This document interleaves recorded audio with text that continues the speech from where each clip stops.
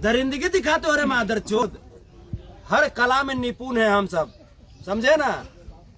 तो ये जिस प्रकार का घिनौना काम किया है, इसने हम लोगों को चैलेंज कर दिया कि यादवों देखते हैं कितना ताकत है।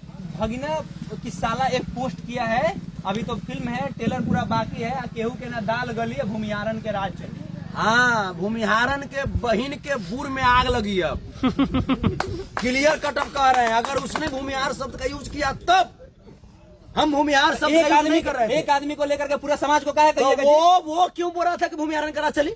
वो क्यों बोला? वो क्यों बोला? क्या पूरा भूमिहार गंदा है? क्या पूरा भूमिहार गंदा है? क्या अनंत सिंह गंदा है?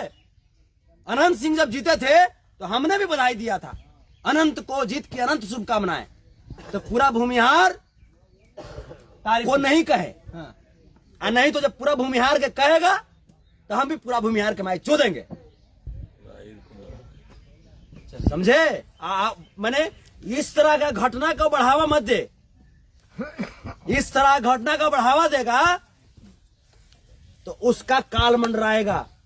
36 घंटा के अंदर गिरफ्तारी हो इसकी। अगर जो गिरफ्तारी नहीं हुआ तो उसके बाद संतोष यादव पर FIR करके तुम छांटवा अमर कबार लेना।